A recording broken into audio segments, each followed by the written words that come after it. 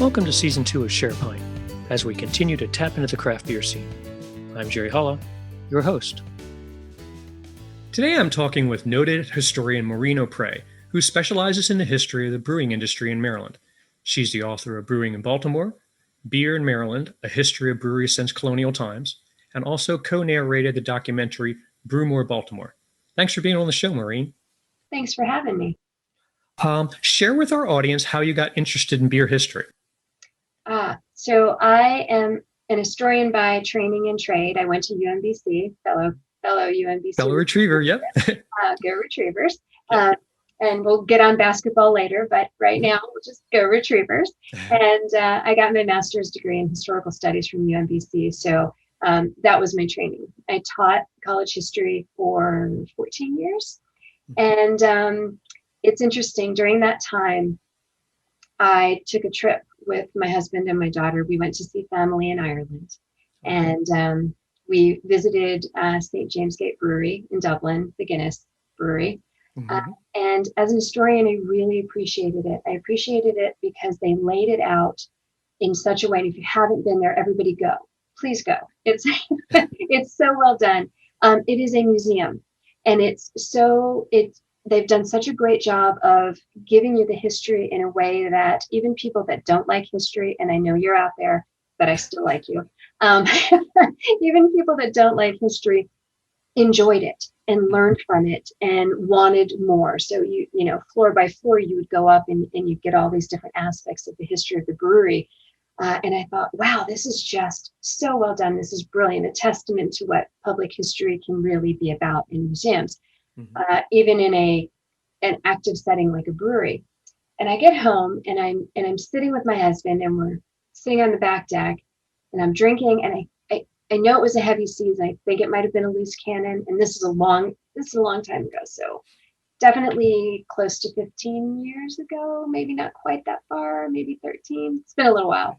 And I'm looking at the beer, and I'm looking at my husband, and I'm saying, "Oy, this is a little embarrassing. Why don't I know about brewing history in my home state where I grew up? I love craft beer." And I felt, you know, I had to fix it. I had to go down the rabbit hole, if you will, and I did. And what I found was one of the most inspiring histories that I've had an opportunity to research and discover. And I say that because it was so rich. There was so much there. It was so complex. The people, the women, the men, the events surrounding the history of brewing in the state, it was captivating. And there's so many heroes. There's villains, there's heroes, there's just everyday folks. There was a little bit of everything. And it kind of pulled me in. And I thought, wow, I really think this is something I want to share with people. I think they'd be fascinated by it. So I did the first book, Brewing in Baltimore. And that was one of the Arcadia local books with a lot of the photographs. People loved it. And I love history. So I'm the history nerd. I love history. So for me, I'm like, this is so fun. I love every minute of this. And I love craft beer. And this is really great. But I didn't know how people would receive it. So when they said, this is great, we love it, I want more, tell me more about this, I was like, okay, let's do this.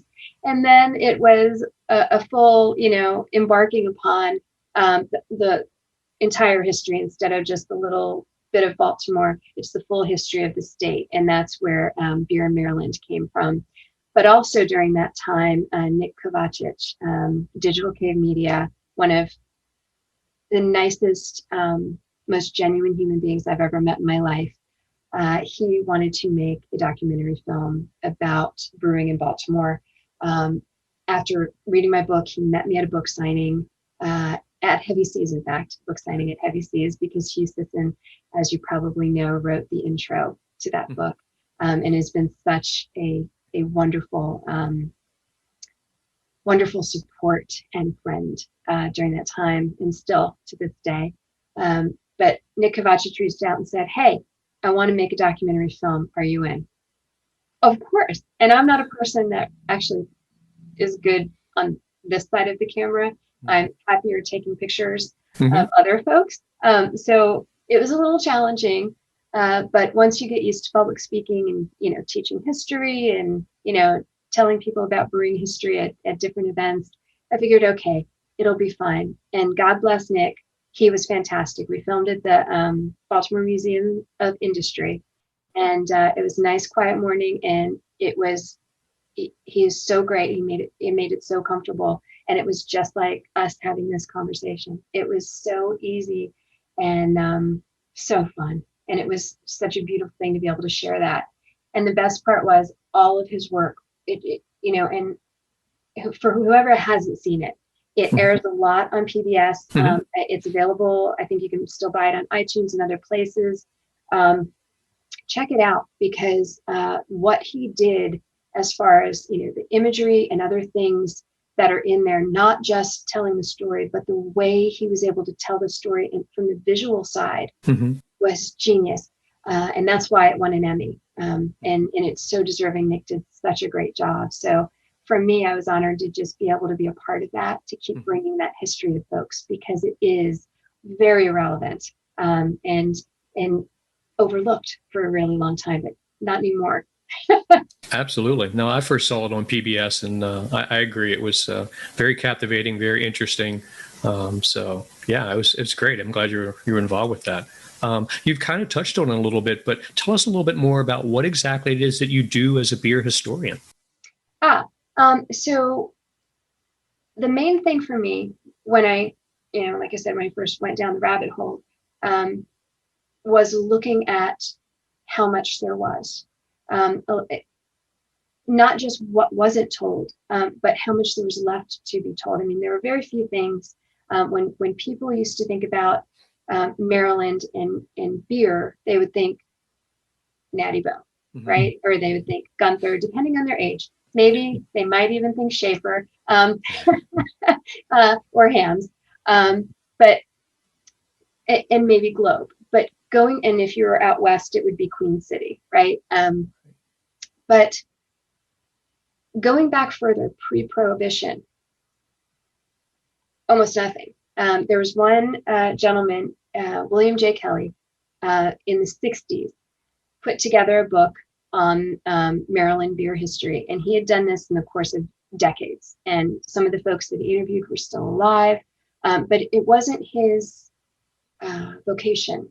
So he wasn't a historian. And it winds and it spins, and there's some things that are not, it was really helpful. There's a lot of great stuff in there, but there's some things that weren't quite accurate. So the beauty was to be able to go back and say, okay, there's some good stuff, but go back further and go back much further and find, I'm the person that will literally dive into, 15,000 pages of agricultural reports to figure out what malts were being used for this particular beer. That's what I'll do, or whatever it might be. So for me, it literally every stone I could, turn over to find more about the industry, whether it was the people, whether it was the process, where they came from, what happened to their families. And when I say it, what I'm getting at is I've always worked as an historian to give voices to those who were ignored historically, or everybody says what history is told by the victors. That's not a fair assessment, because we're all part of history right now. What we're doing right now is a part of history, whether it's 5 years from now, 10 years from now, what have you. We're all an integral part of that. I mean, you can take the pandemic, for example, not that we want to talk much about that, but what's happening, it will be part of the historical record. And historians spend a lot of time ignoring those voices, whether it's the ancient world and the voices of the women, what they were doing, how they were healers, how they were responsible for, so many things that were just kind of overlooked. And we'll talk about, what generals did this in what battle. Now, there's so much more to it. That's what I saw when I looked at this. It wasn't just, oh, I love beer and I want to connect with this. I did, absolutely. but there were so many voices that nobody had heard. Nobody knew their story. Nobody knew the significance, and it's incredibly significant. Whether you want to take someone like Margaret Geek Butts, who 28 years she ran her own brewery. It was a Weiss beer brewery, and that's not everybody's cup of tea. But when you think of this woman, coming by herself as a teenager from Hesse-Darmstadt, Germany, in the 19th century, here she comes to America. She comes to Maryland.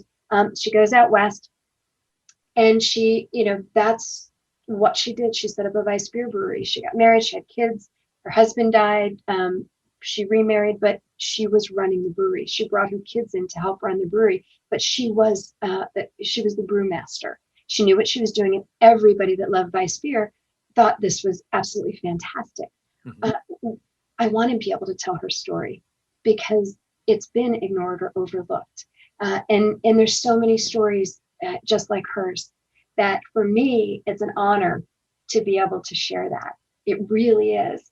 And that's my goal. That's always been my goal, is to bring light to these folks and give them voice. That's great. It's really great. And you kind of alluded to it. So are there any particular myths or misconceptions that people have about beer and its history that you'd like to dispel? Ooh. Well, there is one. So Margaret is a perfect example. It's always been considered, right, men's purview, but it actually was women's purview. Colonial America, women. It was women that were brewing. That is what we were expected to do in colonial America as part of, taking care of the hearth and home, the kitchen garden and the kids. We were brewing. So this isn't a surprise, but it is now because people have lost touch with that history. Mm-hmm. And it really gets into the hands of men, when we're gearing up for war because of the rations, right? That's how we got our men to fight. In the Revolutionary War, we promised them a quart of spruce beer every single day. So come on, fight for America, and you'll get your beer. And that's when we start to see this like ramping up of industrialized brewing, and that's when it really becomes, in large part, the purview of men. But make no mistake, that doesn't mean women were out of the game and weren't brewing anymore. There are countless examples of breweries where it was maybe a husband and wife team, and the wife is still running the brewery even if the husband has passed, and what have you. Taverns. There's a lot of husband and wife pairs that were running taverns, and the women were the ones that were actually doing the budgeting and making the beer and kind of running things. Even if at times the tavern, in most of the time, the tavern was in the husband's name. And even if he passed, the women still controlled the tavern, especially if they had been established for a while, those kinds of things. So women were always involved in beer. And the question is, how? We were still brewers, like Margaret Geek Butts. We were still brewers. There's a lot of females. You see, if you want to go back to Baltimore, there's, a kind of a funny little pattern. If you set up all the breweries and you put dots on the map, you could see this is a female still running this, even if there's no husband. There's still women running breweries and sometimes still being the brewmasters. So that's still the case. So that's a myth to definitely dispel in large part. And the other thing is, and I guess now is a really relevant time for this. There is a lot more diversity than most people expect, and a lot better treatment. We'll take Baltimore as a great example. A lot of the brewers were hiring free African Americans in their breweries, treating them very well, or on par with all of the other brewery employees before the Civil War. When you look at after the Civil War, that was still a thing. I mean, we've got examples of brewery owners, when a brewery worker, African-American brewery worker, had an accident in the brewery, broken leg. There's an understanding that, he's got to care for his family. He's got a wife, he's got kids. he's not going to be able to keep working in the brewery with a broken leg. And if it's like a permanent injury that's not going to heal, that's also a problem. And we've got examples of the brewery owners actually still taking care of the family and still paying a stipend for years to injured brewery workers so that they could take care of their family. Race didn't matter. That wasn't an issue for a lot of these folks. So I like to bring attention to that because we often get caught up in making stereotypical judgments, right? About, pre-prohibition, pre-Civil War. But it really is really surprising. And we've got some brewers that actually helped hide folks that were traveling on the Underground Railroad to try to get to the North to safety. So, there are a lot of aspects like that that either people don't think about or they make assumptions about. And I think it's really exciting to be able to share those highlights because it gives a lot more complexity to the history, but it also shows there's a lot more humanity. And this is one of those really great examples of something we can see from a time when people don't necessarily think they're going to find that. It's interesting because when we talked with Jim at the Brewers Association last summer, he had mentioned that historically women did most of the brewing. But what he didn't have, and is a great opportunity to ask you with this knowledge, is what changed? Where did it go from women predominantly brewing to, as he kind of half chuckled about, it's like men took it from them, and now we feel like and. It's a very male-dominated industry. So what was the shift? The shift goes back to ownership of the breweries. And that's when we start scaling up. Instead of just brewing in our home, when we actually start pushing to have these industrial breweries, ownership title goes generally in the husband or the male's name. And when you're talking about scaling up for the war, you're talking about going from maybe I'll make 200 barrels of beer a year and that's fine or the 25 barrels or whatever you might make a year at your home, depending on your estate or your very small home, whatever it might be, depending on where you're living. But if you now need to gear up to feed an army, literally everything's going to scale up. There's a lot more money involved, and there's leasing structures. If you're not going to own it outright. And all of these things kind of play into each other, where you see historically at this time, a lot of these things are going to reside with the male. So there's going to be, if you're going to get a bank loan, who's going to be able to do that if you're actually going to get a bank loan, right? So that's a big part of 19th century brewing. You're going to see, okay, we need a male member of the household, working on getting these loans, even if you have a female brewer, those sorts of things. So it's really part the structure of society. But again, if we were just going to keep brewing in the home and we weren't scaling up for war, we would still have industrial breweries here and there, but not to the level that we needed to rise. Add to that the Industrial Revolution itself. I mean, this incredible technology that's coming out, even if it's just little 6 or 12 horsepower machines to grind the malt.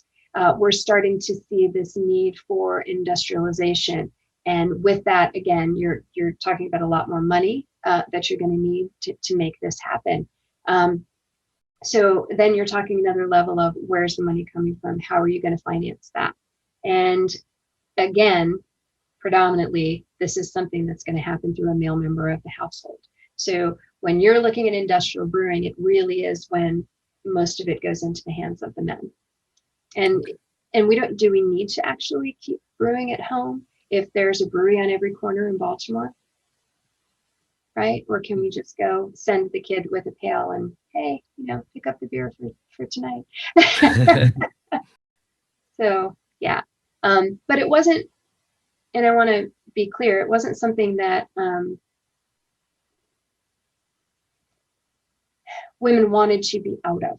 I think there's like anything, we talked about habits and routines, right? Mm-hmm. There's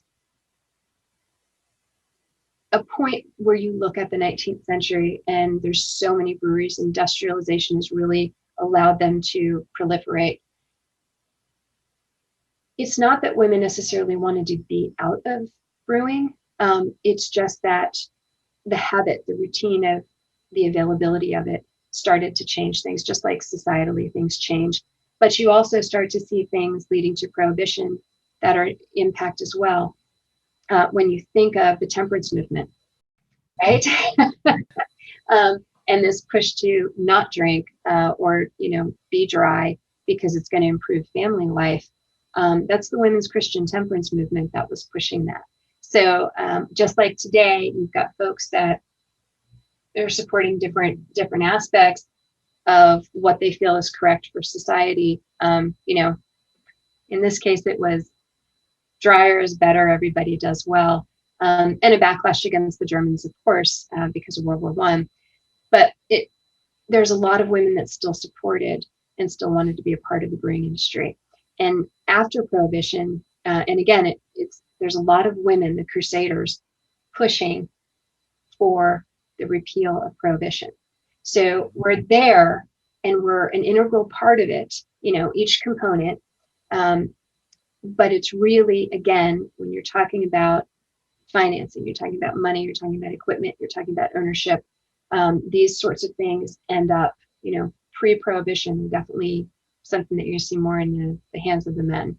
But even after Prohibition, you're going to see places like Gunther was redesigning in the 50s their entire brewery complex. And really, it was an incredible renovation.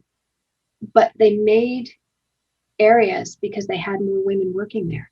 So they actually specifically made women's rooms, women's dressing areas, women's offices.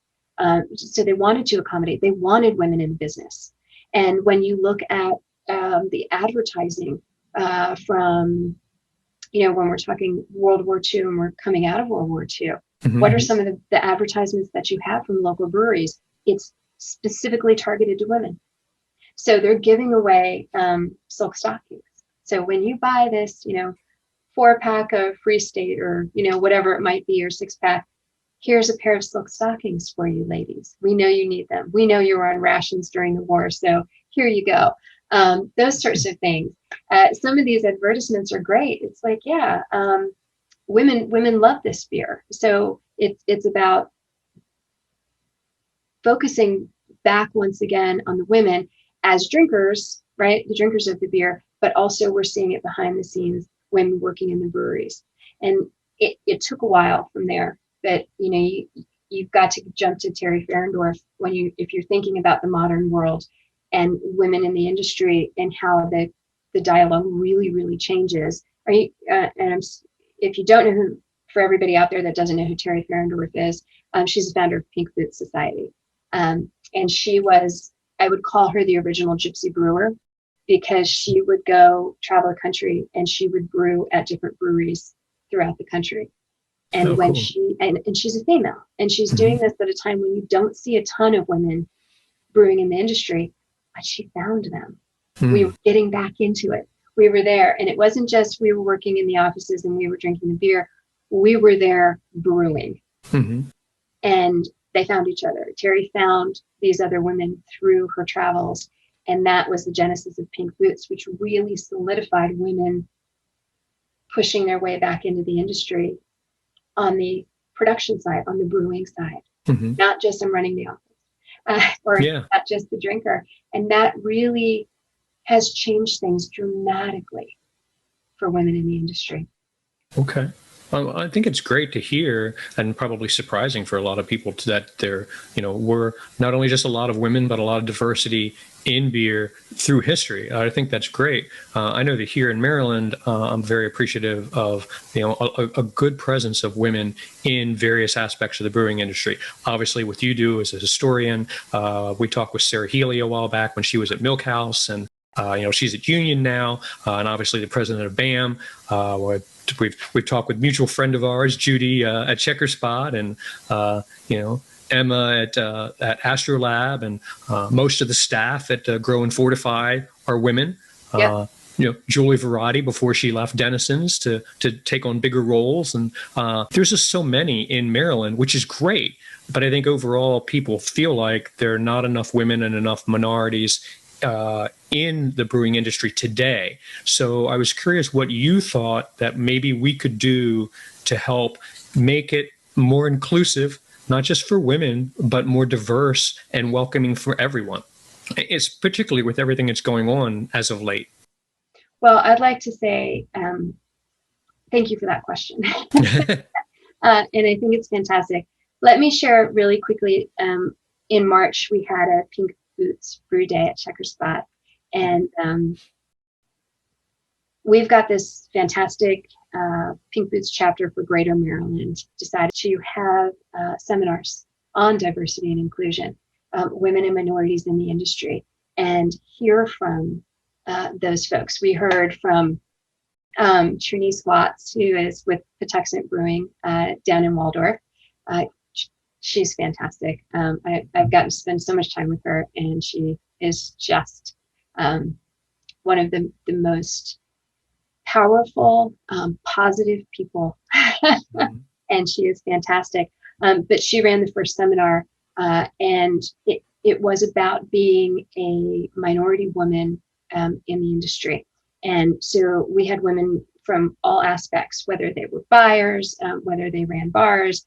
Crystal Rivera from Puerto Rico Distillery in Frederick. I don't know if you're familiar with that. That's fantastic. The Puerto Rican moonshine, so good. But it was good to hear from them and their experiences, because as a female, you have, and depending on your age, you've got your own experiences and your own things that you were taught or you learned the hard way. Whatever industry you were in, whatever path you took to get to the industry. And it was good to actually be able to have this forum where they were sharing and even if you weren't up there sharing your personal story, there were breaks and times to actually have a discussion about how that impacted you, what that meant for you. And in a nutshell, I'd like to say this, the biggest thing, the hardest thing for some people, and I'm not always sure I understand why. If you go to a brewery or you go to a craft beer bar, you go to a distillery, winery, whatever it may be, doesn't matter. If you go and your beer tender or the general manager or the brewer is female, they're there for a reason. They're there because they're the expert. They know what they're doing. When you walk in and see them, assume that they are there because they are an expert at what they do. That's all you've got to do. It's that easy. The reason that it feels exclusive or it feels like it's a special club if you have a long beard or lumberjack shirt or whatever it might be, those funny memes that you see out there for guys that like craft beer, right? That's okay, that's funny. I enjoy them, but everybody's drinking the beer, right? Everybody's drinking the beer. It doesn't matter your gender, it doesn't matter your race. And there's people in the industry that you might not expect to see there. You might not expect to see them because that's your own, you might not expect to see them. And I don't care. And they don't care either. All they want is for you to know that they're there because they're an expert. And don't be a jerk. I think that's great advice, really. I mean, it's seemingly very simple advice, but it's great advice for people to just go in and have that assumption, as opposed to not even maybe being aware that they think that they're behind the bar for some other reason. But we should treat everyone with respect equally anyway. But I mean, just take this to another step and say, hey, they're there because they're experts and they shouldn't have to prove their knowledge to you. Which I hear a lot of, I have a lot of stories from women in the craft industry saying that they always feel like they have to prove themselves and prove that they know what they're talking about. But I think your advice is very straightforward and good, and just say, hey, They're there for a reason, and take advantage of it. Ask them questions about beer. Ask them, what they like there and why they like it, and the same questions you would ask anyone else. Right, exactly. So don't wait for the beer tender or the manager or the brewer that you were expecting to see when you walked in. Just assume this is exactly what you need. They're the expert, and go with it. And it's the same on the other side. And I'll say, to bring more folks into craft beer, got to do it from the other side. So if you are the beer tender, or whatever, general manager or whatever it might be, don't pull the "honey, where's your boyfriend?" or your husband or whatever. Don't pull that. Assume that we're here because we know and like craft beer. If we want to ask you questions about the beer so we can further refine, what we want to try, or maybe we'll just go for a flight, then be respectful about it and be kind, but don't assume we're there with another, person of a different gender or race, because you don't expect us to be the ones ordering the beer. So it's kind of the flip side. We're there because we want to be there. And don't make it hard for us to want to get into enjoying the beer at this brewery or this bar. Don't make it a challenge. Make it inviting. So just say, hey, what would you like? It's not that hard. Absolutely. You're right.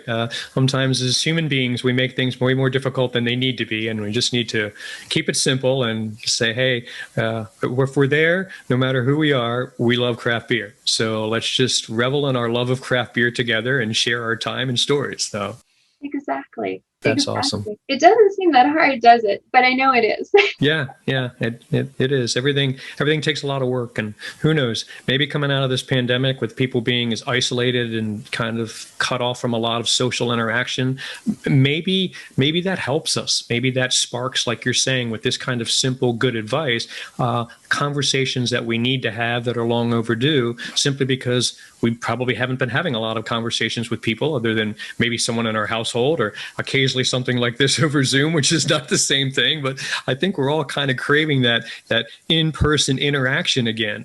So yeah, I would agree 100%. Talking to your quadruped is great. I love dogs and bunnies and all kinds of things, but sometimes you actually need to have that human to human contact. Absolutely. Yeah. And remembering what you mentioned it earlier when we were getting set up today. Sometimes you forget, right? If you're out of practice, you sometimes forget these things. So it's getting into practice. And if you're out of practice, getting into a better practice from maybe what you were doing before. Absolutely. Well, when we talk about the history of beer, you've brewed a couple of collabs using historical recipes with our mutual friends, Judy and Rob Neff at Checkerspot Brewing. So the Modern Fitzgerald and then Still a Hero. Share those stories and what makes them a little different than other collabs. So it's back to giving voice to those who necessarily didn't get an opportunity to be heard historically until now. And Thomas Murphy Dukart, I just, what a story. So that's Still a Hero. That's the porter. And he comes from two really strong brewing traditions as far as his lineage. So he comes from German and he comes from Irish. So I can say that that's a great mix to have. And he was raised by his uncle, and he went to the Milton Academy, which it turned into the Milton Inn, and it was a restaurant, and it closed, unfortunately, during COVID. But that's where he was educated. And then he went to Philadelphia and he got his commission in the Navy. And this is just prior to the Civil War. And he is in the Navy. He fights on the side of the Union. And his brother was a captain for the Confederacy. So he participates in every engagement of the Civil War, fighting against his brother a good percentage of that time, which it really does bring it home when you think of the Civil War and you literally are fighting your own family. I mean, brother against brother. There's no better example in some ways than this. And Thomas Murphy Dukart, and he was very, very smart. You know, he really understood the industrial technology of the time, you know, when you think of the mid 19th century. And he was also a hero because he got a citation for valor for his actions aboard the Katahdin. And so he was heroic, and he survived. And when he was done, the Civil War was over, they sent him to the Naval Academy in Annapolis and said, we want you to teach industrial technology. He was a great chemist. And a lot of this goes back to how well taught he was at the Milton Academy, as well as having natural inclination.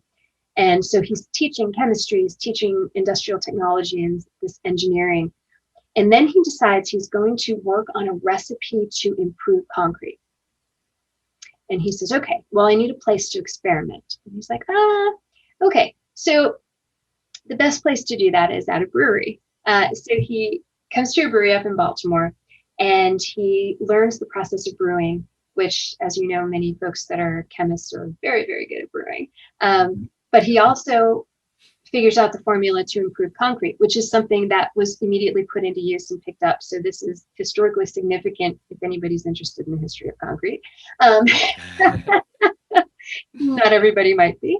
But he goes back to the Naval Academy, and then he gets word that the owner of the brewery where he conducted his experiments and learned how to brew, that he died. So Dukart says, you know what? Resigning my commission from the Naval Academy, I'm going to buy this brewery and I'm going to make beer. That's what I'm going to do. So he makes porters and he makes stouts and he makes ales, and he's doing it a little bit different. When you think of the Thomas Murphy Dukart porter, what you've got, because it's, you know, the 1870s, you have lager yeast that's already been coming over from Germany, because they are on, you know, the clipper ships can make the trip across the Atlantic in less than 30 days. Lager yeast can't live that long. So it's got to be under 30 days. So we finally get lager yeast here. And one of the things that's happening with a lot of these brewers is they're making porters, but they're not refreshing old porter. What they're doing is they're making fresh porter and they're making it dry. So some of them are doing things like using the lager yeast, which is not what everybody always expects in a porter. So when we recreated the Murphy Dukart porter, that's one of the things we were looking at. He was making it, it was very specific. It was a dry porter. It had a lot of flavor, but it was much drier than what you'd expect for a porter, and people loved it. And why was it called Still a Hero? Because when I was talking to Judy about Thomas Murphy Dukart and we were considering doing this porter, there was something that I said to her. He had lost his brewery because he didn't malt his own barley. And when you don't malt your own, if you end up having a bad batch or a couple batches of beer, you're indebted to the maltster. You can't make more beer without getting more malt. And often what you do is you leverage the brewery itself or the equipment.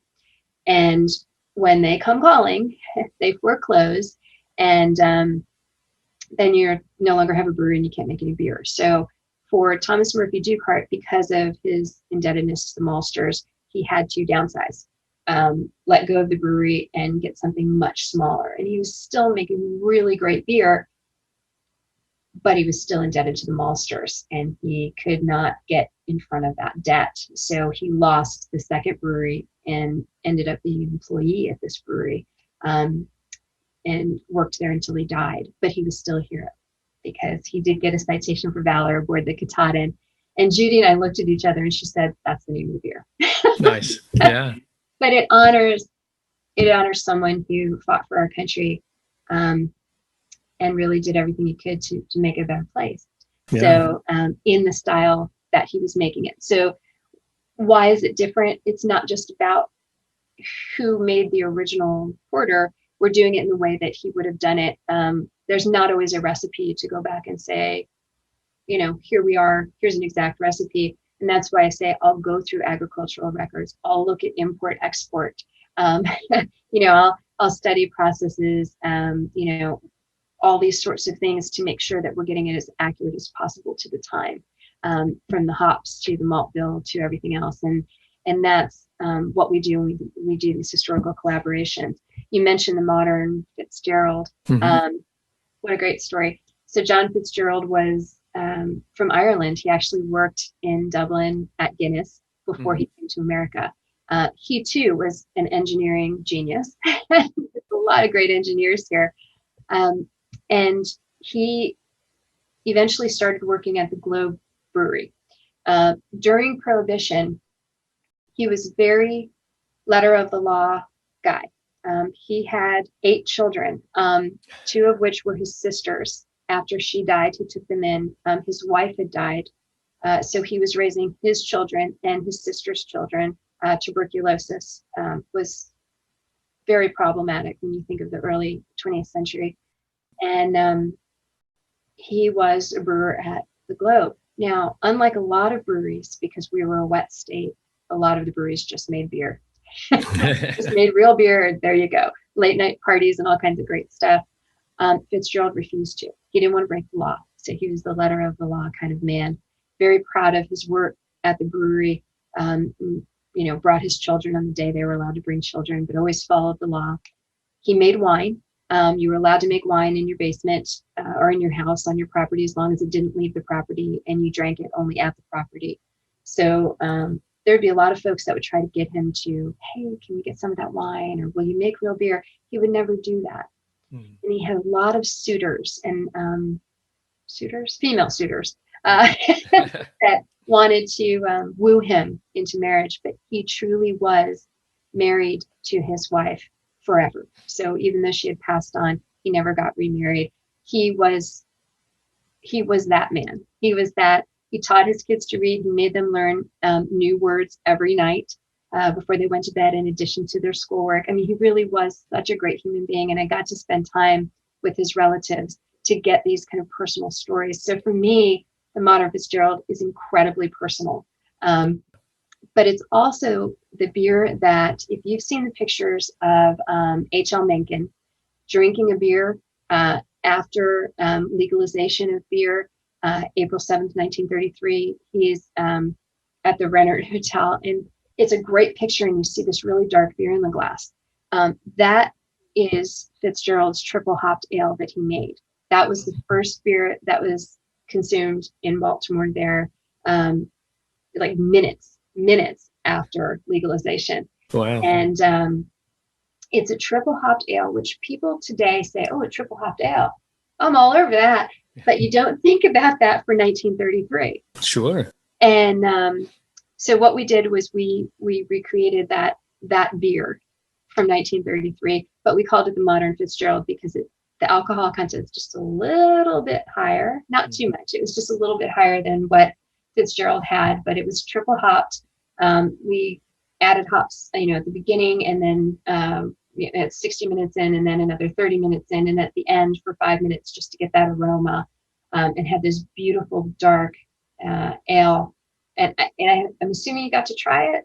I did. Actually, I was able to have the modern Fitzgerald. I did not get to try Still a Hero, unfortunately, but I did enjoy the modern Fitzgerald. I thought it was light and easy drinking. It, slightly malty, had a little bit of a caramel flavor. And you talk about it being a little bit stronger, but by today's standards, it's like not even a 5.5% ABV beer. So it was kind of a lighter beer. Definitely not something you'd expect from a brown ale, but really good.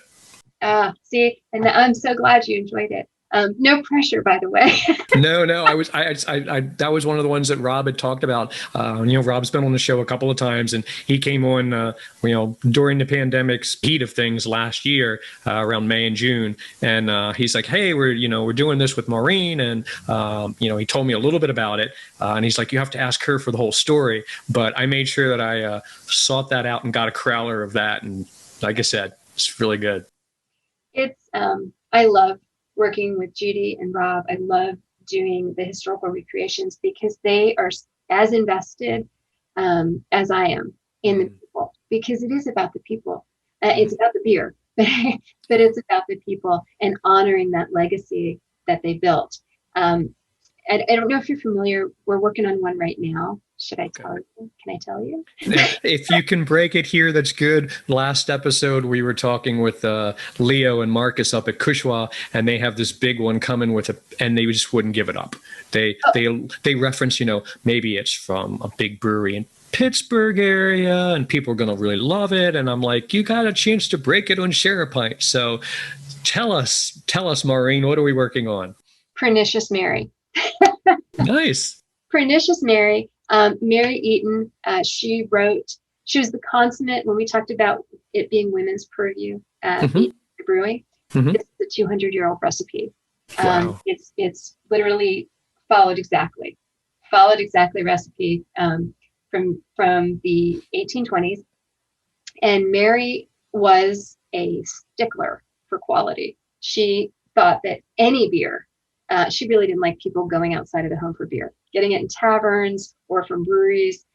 She said, that's questionable. It's not made to my high standards. It's not sterile. All the things we would worry about in a brewery today, sterilization, everything's got to be clean, no wild yeast, that kind of idea. Not that she completely knew the yeast at that point, but she knew it had to be clean. The process had to be exact. And it was funny because she said, any beer that you drink, it should not have any kind of like tangy sense on the palate. It shouldn't, it should not have any hint of something slightly sour, or, it's considered pernicious, and you really just should be making your own beer and you should be doing it this way. So she had several recipes that she had written down, and they were all very specific and very exact. And there's one that is a special occasion recipe, and it's an ale, and the malt bill is exceedingly high. And it is special occasion, meaning once you make it, you're only allowed to make it in March. Once you finish making it, it goes into a barrel to be aged for 1 year. After a year, you take it out of the barrel and you put it in bottles, and it's aged for another year. Wow. Once that's done, it's drinkable, but it is good for 10 years. So you can take that bottle, put it on your shelf for 10 years, and it's still going to meet that quality. People love a cellarable beer, and there aren't as many of those around, so that's very cool. Yeah. So we are going to be releasing that. We just put it from the cask into bottles in March. Okay. It's going to be ready next March. And I laugh because Judy and I were trying to get it done in January. So before COVID, we were trying to, before COVID hit, we tried the recipe in January. But she was not as clear on this recipe with a few things. And after, the first kind of run through, oh yeah, no, we had to scrap it and start over. One, because she said do it in March, and I think she was watching. So we're trying to do it in January. But two, I think because the amount of work that went into it, because this is manual. This is all a lot of get your muscles built up kind of work. It might deter a lot of folks to actually follow through with the whole recipe because of the amount of work involved, not just the year of, the 2 years of aging, but the amount of physical labor. So we tried it again in March, turned out perfectly. And then we just sampled it when we were bottling it. It was fantastic.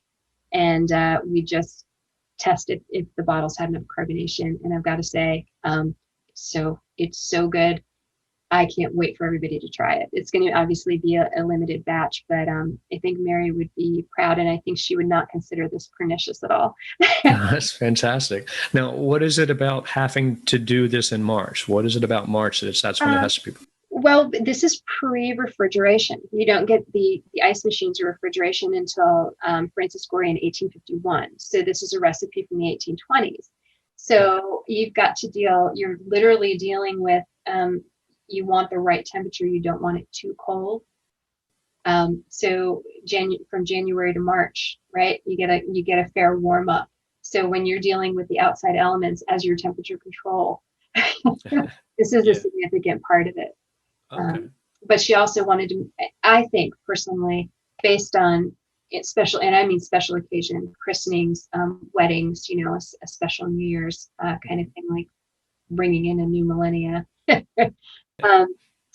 I think that it's less tempting to try to drink it. If you're making it in March and it's not going to be ready in March, you're actually going to follow what the plan was, and you're going to cellar it. So if it's going to be a Christmas dinner that you're going to have it for, right, you're gonna put it aside and let it sit there, and you're less inclined to, oh, it's ready now. So I think it's temperature, but I also think she was a woman that thought through everything. Mm-hmm. She thought of everything. So I think that she kind of thought that through as well, that people would be less inclined to drink it before it was ready, if That's it was great. made in March, as opposed to being ready closer to some kind of important holiday. Okay. That's good to know. That's great. Well, I think it's really neat that, you're taking these historical recipes and you're bringing them to the forefront now, because that was going to be, one of the points I was going to ask. You said some people don't really like history. Well, I think sometimes people don't, and I love history. And especially for me, it's ancient history and mythologies and old cultures. That stuff's exciting to me. But I think some people can't figure out how to make a connection from something in the past to something current. And I think that's something that's great, that this is obviously one way you're helping to bring history into the forefront and connect it to the present day, is these recreations of them, and then keeping to the historical recipe and then sharing the story. Are there other ways that you found that's good to connect the past to the present so that people in the current are more interested? Yeah, I think those elements, well, there's two things. One, history is filled with the same things that a lot of people really like now. Why do you want to watch that particular movie or read this kind of a book, or watch that soap opera, or what have you? It's because there's something in there that's appealing to you, whether it's the drama or the scandal, or the innovation or whatever it might be. It's all there historically. It's just finding that piece that connects you. So if you're the one that likes scandal and drama, oh, let me tell you, there's plenty back there. There's all kinds of scandal and drama. If you're the person that likes innovation, there's innovation every step of the way, not just from the Industrial Revolution, but figuring so many things out just in less than ideal circumstances. You've got one Irish brewer that actually just dug a hole in the hillside to store his beer because it was nice and cool in the earth, and he didn't have a cellar, so he dug a hole in the hill. I mean, it's just these kinds of things. You figure out what you have to do, and that's one aspect.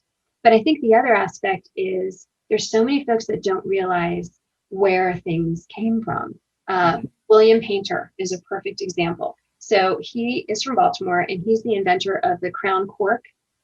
So when you think of the modern bottle caps today that have the little ridges around the edge, it looks like a little crown. That's William Painter. He invented that in the late 19th century. Wow. And it was cork on the inside. It would go on the bottle, and then it would be tightened around the top of the bottle. Okay. And people see them everywhere.